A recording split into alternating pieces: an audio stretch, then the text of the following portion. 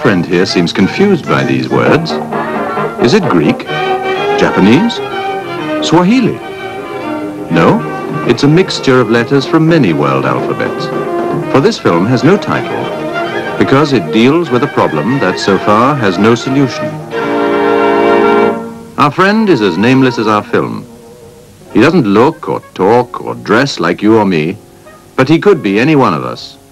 Any one of the 3,800 million people living on Earth today. And each tomorrow, there will be another 200,000 of us. Which brings us to our friend's problem. Like all of us, he eats, uses, consumes. We all have to, in order to live.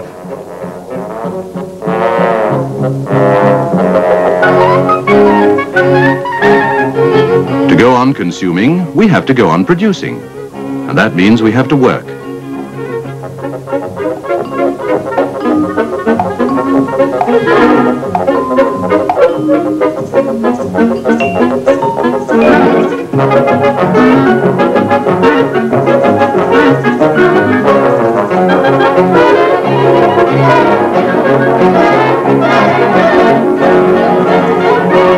If we work and produce enough, we can live a good life.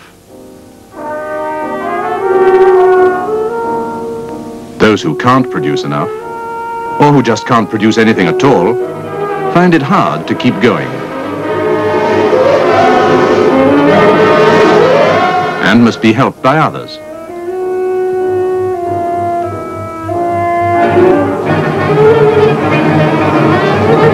If there's anyone around to help.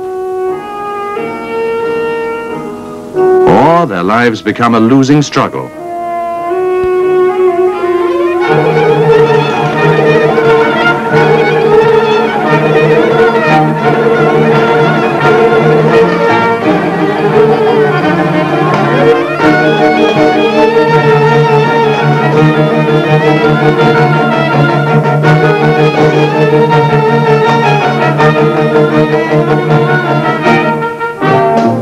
Our world would be a much better one if there were enough useful work for each one of us. Work to give us all a decent standard of living.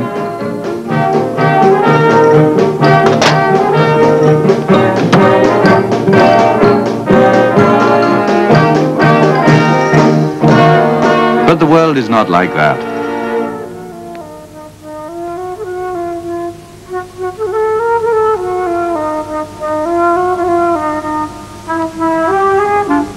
Some time ago, people everywhere began to see that the world faced a problem, the population explosion.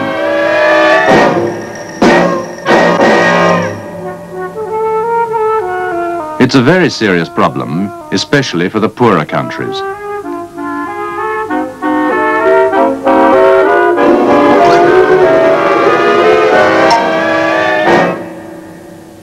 Why is the number of people growing so rapidly?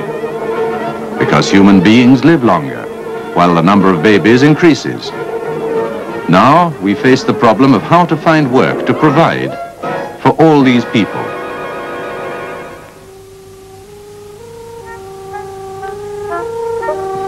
If families are to have proper food, clothing and shelter and meet their other needs, there must be enough productive work to go around.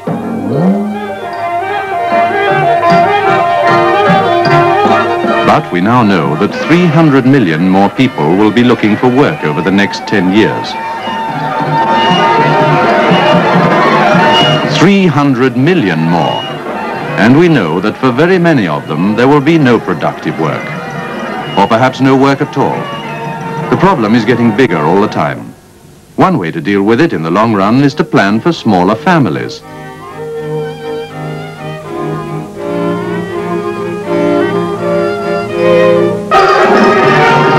But let's remember that those 300 million future work seekers have already been born. And the problem is found everywhere. In the countryside, there are more and more people, but there's less food to go round. There's not enough work. People become poorer and hungrier. But what about those good jobs in town? So off they go to the city, especially the young ones.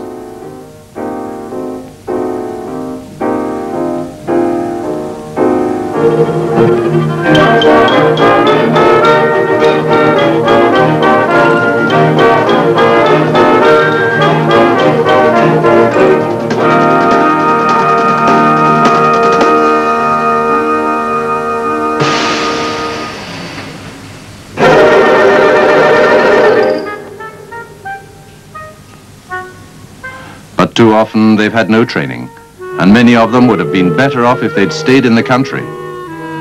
Because in most of the developing countries, there is not enough work in the cities either, and conditions may be even worse. When people can't improve their own lives, they can't help to build a better community, one that gives them in turn a better life. It's a vicious circle.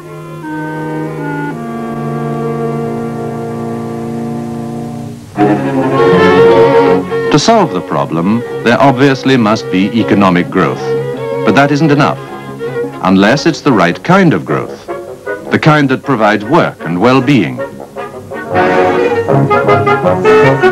We have to broaden the road to economic and social development. To do this, we've got to make the best possible use of our resources, choose the kinds of technology that help to create jobs, and see that the gains from these efforts are more fairly shared. There's a long list of things to do. There's schooling. In many developing countries, education is not only getting better, but is open to many more children than before. They go to high schools and universities. But too often their hopes turn to disappointment. The kind of jobs they seek are not available.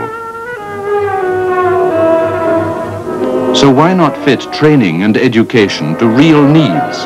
Give young people schooling and skills to fit the work that needs to be done.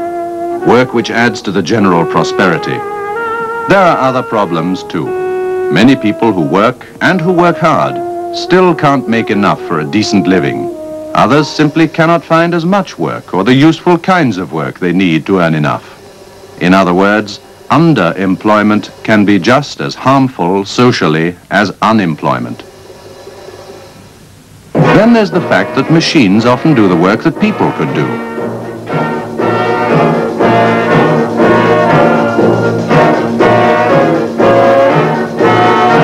Of course, we need machines, but we must also find work for idle hands. Human needs must come first. And speaking of human needs, governments have to be sure that imports and exports of goods help to create work, not reduce it.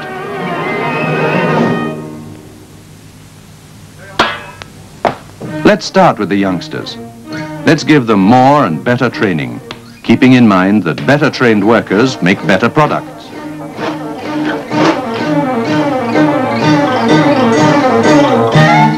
They earn more. They save and spend for the things they need and want. They lead a better life. They tend to marry later. They space out their children. And when the family is large enough, they don't have any more.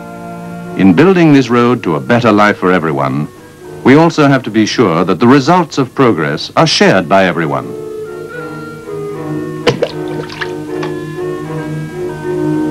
A great challenge. And if we don't act now, the situation can only become worse. We can't afford to let that happen.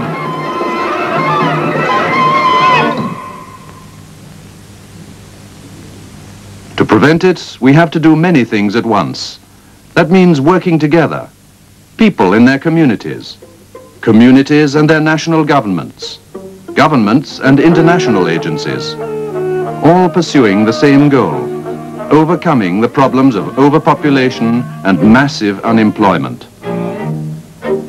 The International Labour Organization, in its World Employment Program, is trying to help governments give reality to a right that belongs to all.